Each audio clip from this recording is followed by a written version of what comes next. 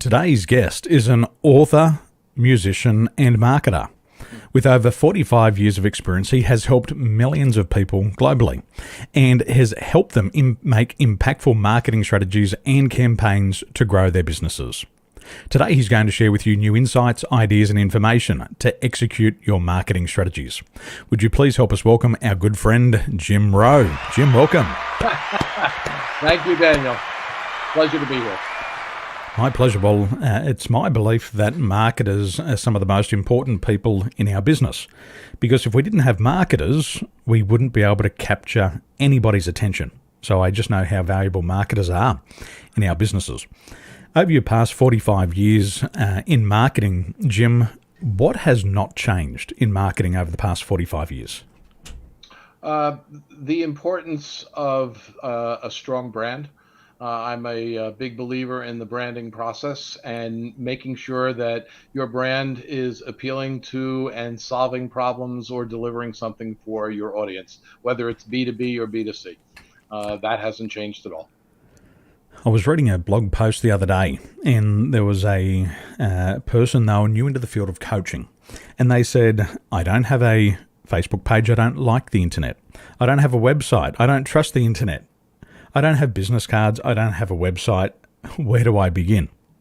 And I read that post, and I felt their pain. Yeah.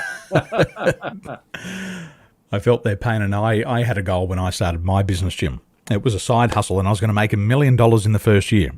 Yet I wasn't even making $50,000 in my career. I had those exact. It's tough, isn't it? Over the years, with marketers and people marketing themselves, branding themselves, marketing their products and services, what are some of the mistakes that you see marketers make along the way? I don't think they get enough feedback from their customer.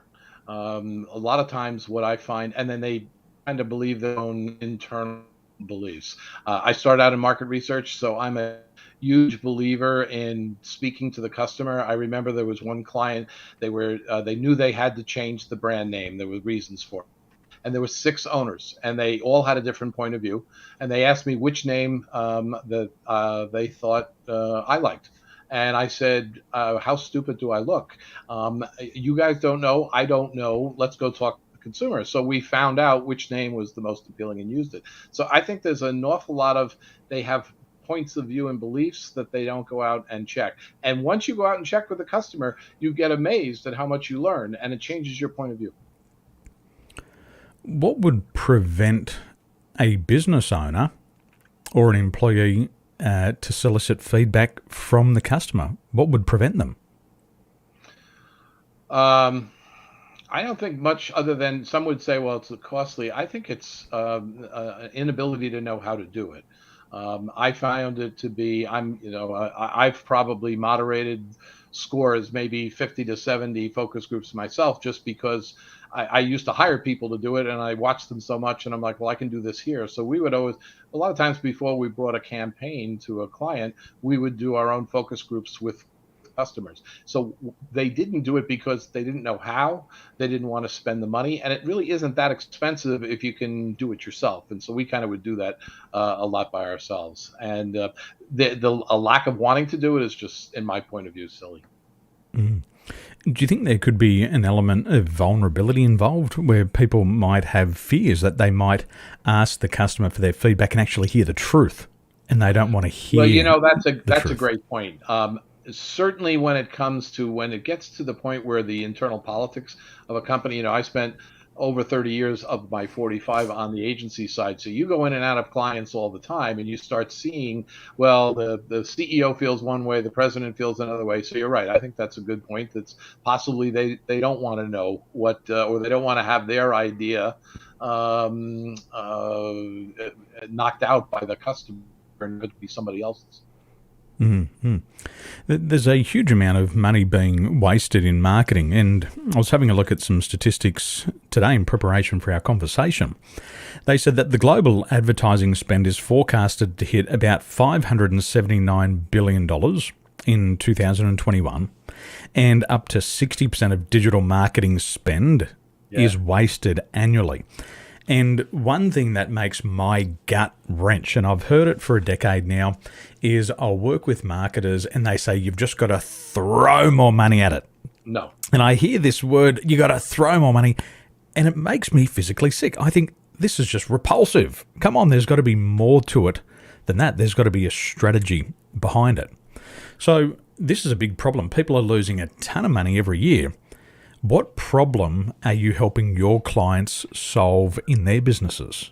Well, the funny thing is I grew up when there wasn't digital, and I remember being at Coca-Cola and having the agency say to us, "Well, you need to give the agency time. You need to give the advertising time," and in those days, the average tenure of an agency was around 7 years. Today, it's around 3 years because with digital marketing, you can tell you don't get that kind of length of time to see if it works. But to me, if you're not seeing results with advertising, the beauty of digital right now is then stop it and figure out something else. You don't just throw marketing dollars at it. I just think that's a mistake. I've often worked with clients with after the bigger brands with smaller budgets. So you start working on it, and within the first month whether it's starting to kick in or not with digital. So I think there's an awful lot of infrastructure built into both the client and the agency that we have to make this work. But if it's not, I've always told my clients, well, then you should pull back on it and try and figure out what is going to work. Mm. Now, you've written a best-selling book on marketing, and it's called Get Your Ducks in a Row. In your opinion, being the author, why do you think it's important for people to be reading this book? Well, and by the way, Rowe is Rowe, which is my last name, so it's not spelled the traditional way. The real foundation of this is the biggest issue I have found in my career working. I got trained in classical packaged goods marketing, so I learned how to write and think and be very disciplined about the process. And what I've noticed over the years, I started noticing in the early 2000s that kids coming out of school, young grads, I shouldn't call them kids, getting out of school, they weren't very good at it. And then I went around to all these clients, and there were a lot of people that really didn't communicate that well, and their writing was very poor. So, and then I found a lot of data that indicated, in fact, Grammarly's CEO did some sort of study that indicated that companies are losing billion dollars, a year based upon poor writing and needing to spend $3 billion in remedial writing training. That's terrible. So my book is focused on trying to help managers help their teams be able to communicate better and very simply. And I sort of position it as my job is to be able to, at the end of this book, you can get it done. You can read it in 1 hour, the first book, read it in an hour, gives you the 10 steps. And at the end of the day, you're going to be able to put it all down on one page. And that forces you to think it through so clearly and edit it that everybody can get their ducks in a row. Everybody in the company, if they use this format, which I've been using for 45 years and strong marketers do, it'll keep everybody on the same page. How much time, think about it, how much time is wasted in meetings and mistakes being made because somebody didn't communicate? Well, get your ducks in a row and you've got that one pager. And, managers like at P&G and Jack Welch at GE, they enforced don't give me anything more than one page. So it's a process. We all need to learn how to, a lot of people say you have to read. Well, that's great, but it's passive. Somebody's already done the hard work. Writing is where the rubber meets the road. And so you have to work at it. But if you can get it down to one page and follow this 10-point structure, you're going to get your company more productive because you're not going to be wasting so much time. Now, you mentioned some interesting data there about 400 billion being lost. What are some of the other data that points to this problem? Sorry, 400 million being lost. What's some of the other data that would point to this at the moment? Well, and by the way, it is billion. That's it's 400 It is billion. The thing that really blew my mind, because a lot of this in the beginning, when I started writing this, I started writing it back in the early 2000s, then put it aside until I retired the first time in 2016, got bored and started Jim Rowe marketing. But the real data is that in the last 5 years, there are 3 major studies that came out that indicated between 50 and 75% of managers think that the recent grads they've hired have poor critical thinking and communication skills, particularly writing. So that's a big problem. Here's the other problem, that 2/3 to 80% of the students think they're perfectly proficient at it.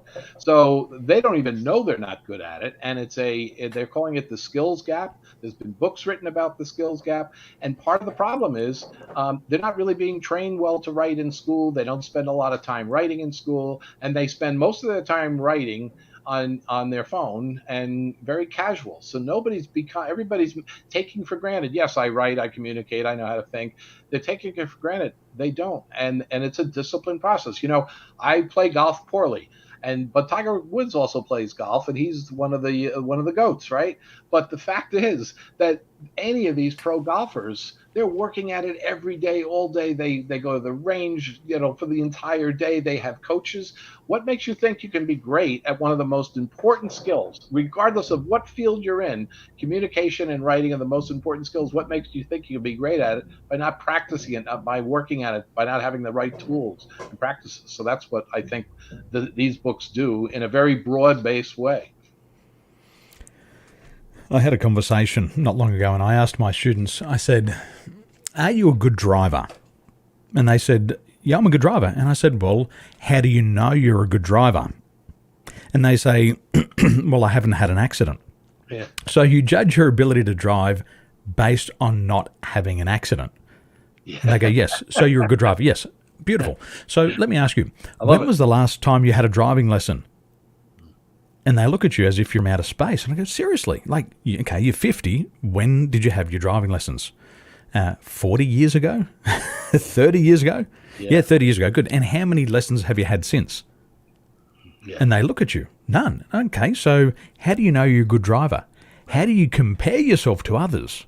That's a great analogy. Yeah. And I ask them, do you go out and practice reverse parking? Because people like Tiger Woods, he's going to practice that same tee off over and over again thousands of times before he gets to the match. Right. He's going to go and play those bunker shots hundreds of times. Yes.